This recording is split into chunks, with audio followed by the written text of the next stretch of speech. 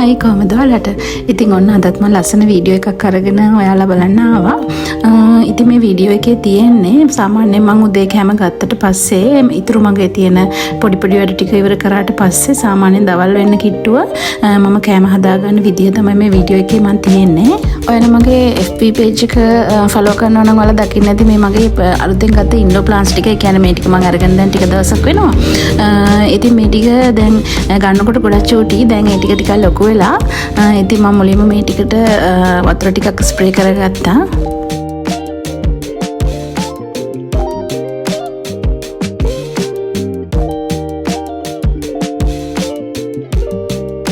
ඉතින් මට ඔයාලට පෙන්නන්න තවත් ලස්සන දෙයක් තියෙනවා. ඊට කලින් එන්නකො ඉතින් අයිස්ක්‍රීම් එකක් එහෙම කාලා අපි බලමු මම මොකද්ද පෙන්නන්න යන්නේ කියලා. ඒක තමයි මම මේ ගිය සතියන්තේ ගත්තා මගේ කුස්සියට ලස්සන අයිටම්ස් ටිකක්. ඉතින් මං හිතුවා ඔයාලත් එක්ක මේ ටික බලන්න. මම ඉතින් ඒ කිචන් අයිටම්ස් ගත්තේ මේ කඩවල් දෙක තුනකින් වගේ. ඉතින් ඔයාලට ඒවයි මොනවා හරි ප්‍රශ්න තිබුණොත් කොහෙන්ද ගත්තේ මිල ගණන් ඒවා ඔයාලට දැනගන්න ඕන වුණොත් පහලින් කමෙන්ට් එකක් දාලා තියන්නකෝ. ඉතින් මේ තියෙන්නේ මම ගත්ත බඩු ටික. මම මුලින්ම පෙන්නන්නේ පෙරණයක් නේ. හරිනේ.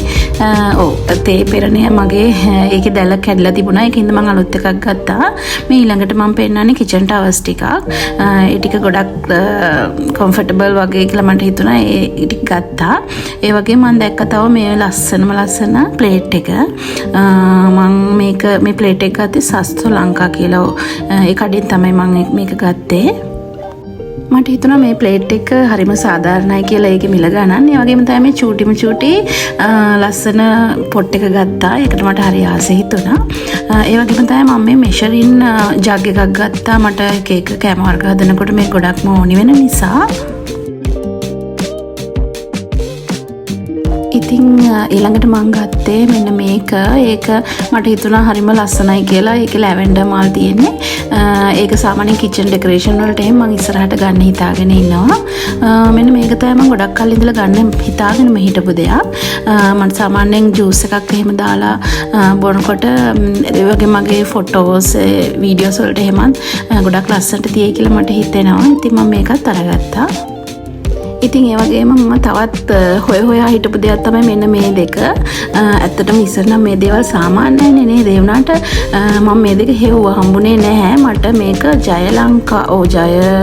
ජය ලංකා කියලා කඩේකින් තමයි මට මේක හම්බුනේ.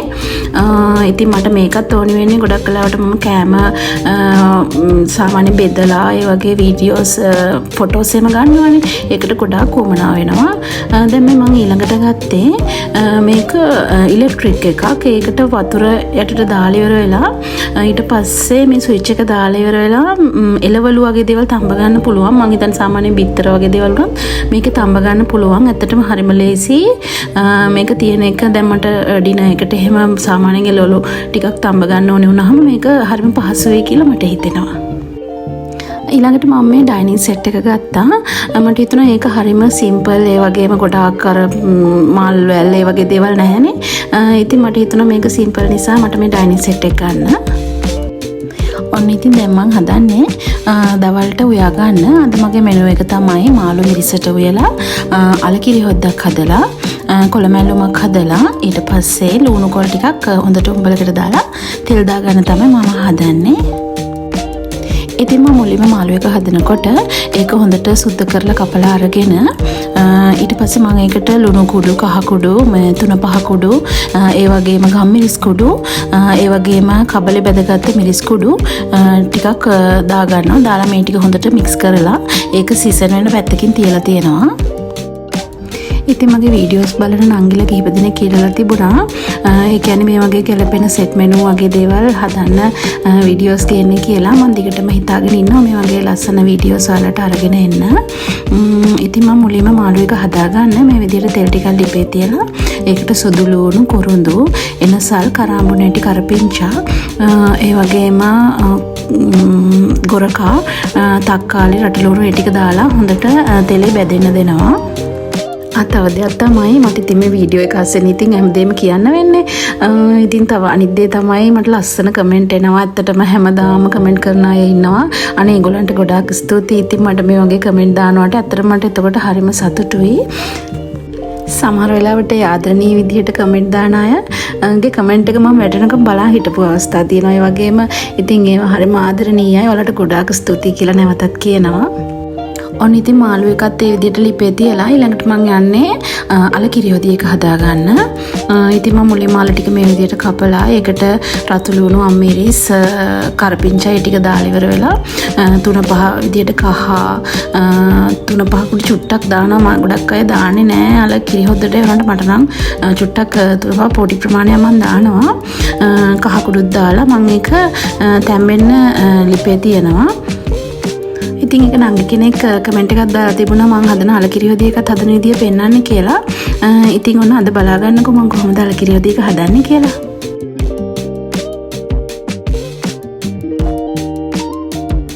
මම මේ විදිහට අලයකට රතු ලුණු කරපිංචා අම්මිරිස් ටික කපලා දාලා ඉවර වෙලා ඊට පස්සේ මම කහ ලුණු මම නම් 3-5 චූට්ටක් දාගන්නවා. මේ අලකිරියෝදී වලට ගොඩක් අය 3-5 දාන්නේ නැහනේ. ඒ වුණාට මම නම් 3-5 පොඩ්ඩක් එකතු කරනවා. අනිත් එක තමයි අලකිරියෝදී හදනකොට ඒක රස කරගන්න දාගන්න තවත් එකක් තමයි උඹලකඩ අනිවාර්යයෙන්ම මම දාගන්නවා.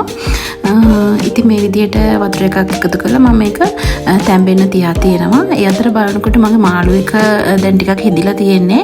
මම ගොඩක්ම හිඳ ගන්නේ නැහැ. මට හොදි පොඩ්ඩකුත් ඕන විදිහට මම හදාගෙන තියෙන්නේ. ඉතින් අලේක මේ විදිහට වතුර හිඳුනට පස්සේ මම මේකට උකු පොල් කිරි ටිකක් දාගන්නවා. ඊට පස්සේ මම නොනවත්වා මේ අලකිරියෝදී එක හැඳි ගන්නවා. එතකොට තමයි අර අලකිරියෝදී එක හොඳට උකු වෙන්නේ.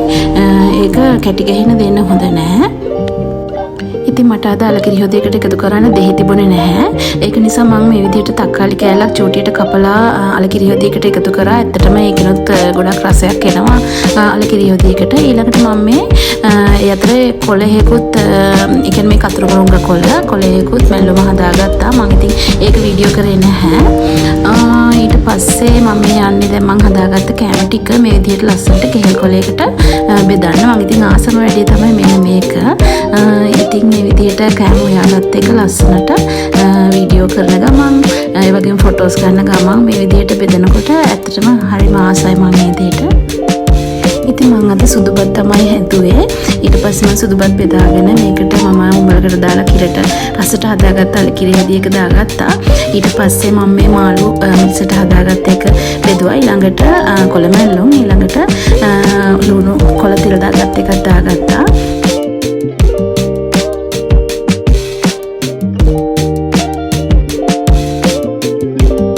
ඉතින් බලන්නකො මේ තියෙන්නේ අපේ ගෙදර උඩ තට්ටුවට ඉර බැහැගෙන යනවා පේන විදිය.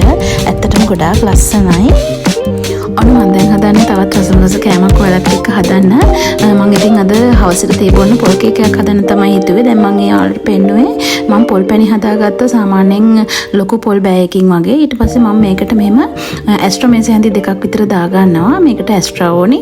තව බිත්තර 3ක් ඕනි. ඒ වගේම වැනිලා එසන්ස් එකක් ඕනි. ඒ වගේම රට ඉඳි ඕනි. රට ඉඳි සාමාන්‍යයෙන් ටිකක් ගොඩාක්ම චූටිරත් නෙමෙයි ටිකක් සාමාන්‍ය කැලි ප්‍රමාණයට කපා ගන්න. ඉතින් ඒ වගේම මේ කේක් එක හදන්න තව පාම් පිටි සහ බේකින් පවුඩර් බේකින් සෝඩා ඕනි වෙනවා. බේකින් සෝඩා කියන්නේ ආප සෝඩා. ඉතින් ඒවත් අපිට මට ඕනි වෙනවා මේ කේක් එක හදන්න. ඉතින් මම මුලින්ම මේ විදිහට පොල් පැණි එක ටිකක් රස්නෙට වගේ තියෙද්දිම ඇස්ට්‍රා එක දාලා මෙහෙම කවලම් කරගන්නවා. එතකොට ඒකේ රස්නෙට ඇස්ට්‍රා එක කොහොමද දිය වෙනවනේ. ඊට පස්සේ මේ විදිහට බිත්තර 3 මම කඩලා අරගෙන ඒකට වැනිලා තේ හැඳි 3ක් විතර මම දාගන්නවා. මම විස්ක් එකක් අරගෙන මේ විදිහට බිත්තර 3 හොඳට මික්ස් කරගන්නවා.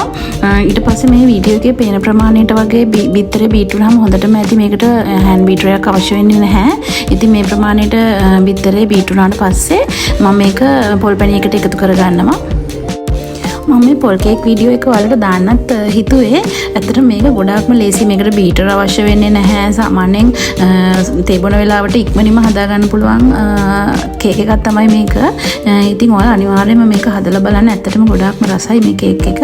සාමාන්‍යයෙන් කහට එකක් බොන්න වගේ ඇත්තටම ගොඩාක්ම රසයි.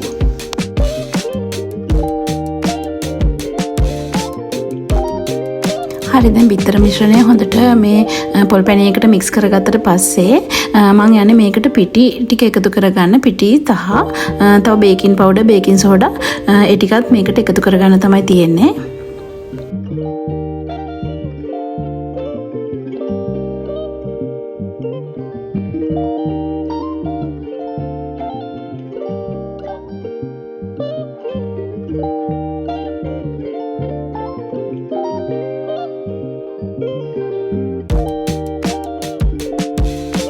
බේකින් පවුඩර් ටිකයි බේකින් සෝඩා ටිකයි දාගෙන ඉවර වෙලා මේක හොඳටම ඒ කියන්නේ පිටි කැටි ගහන්න නැති වෙන්න හොඳට මේක පොල් පැණි එකත් එක්ක මිශ්‍ර කරගන්න. ඊට පස්සේ මේක හොඳට මික්ස් වුණාට පස්සේ තමයි මම රටේදි ටික මේකට එකතු කරන්නේ. රටේදි ටික මේකට එකතු කරනකොට රටේදි වලට පොඩ්ඩක් පාන් පිටි චුට්ටක් දාලා රටේදි ටික කෝට් කරගන්න ඕනි. දැන් මේ වීඩියෝ එකේ පේන විදිහට රටේදි ටික දාලා හොඳට පිටි එකේ කෝට් කරගන්න.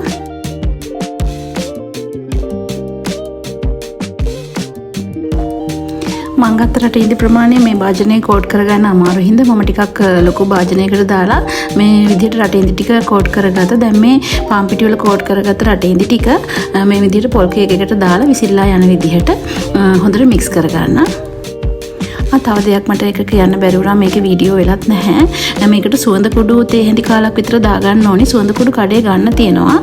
එහෙම නැත්නම් ඔයාලට ගෙදර හදාගන්න පුළුවන් කුරුඳු ටිකක්, එනසල් ටිකක්, කරාමුණට ටිකක් දාලා කබලේ බෙදලා හොඳට කුඩු කරගෙන ඒ කුඩු වලින් සාමාන්‍යයෙන් තේ හැඳි කාලක් විතර මේ කේක් එකට දාගත්තාම හරියම සුවඳයි. ඒ වගේම තමයි ඔයාලට මේකට කජු වගේ දේවල් එකතු කරන්නත් පුළුවන්. හරි ඉතින් අන්තිමට මම මේ විදිහට බේකින් පේපර් එකක් දාගත්ත තැටියකට දාලා සාමාන්‍යයෙන් මම මේ කිලෝ එකක වගේ කේක් එකක් තමයි හදන්නේ. ඒක නිසා මම මේ වගේ තැටියක් තමයි මේකට ගත්තේ. දාලා ඉවර වෙලා හොඳට තැටියට දාලා ඒක සාමාන්‍යයෙන් තැටිය 4න් 3ක් වගේ වෙනකන් උසට එන්න වගේ තමයි එතකොට එන්නේ. ඊට පස්සේ මේක oven එකට දාගන්න තමයි තියෙන්නේ සෙල්සියස් අංශක 180ට විනාඩි 10ක් විතර ප්‍රීහීට් කරපු oven එක සාමාන්‍යයෙන් විනාඩි 45ක් පැයක් වගේ කාලයක් දාලා බේක් කරගන්න ඕනි. මේ කියපු ටයිම් එකයි ටෙම්පරේචර් එකයි සාමාන්‍යයෙන් oven එකකින් oven එකට වෙනස් වෙනවා.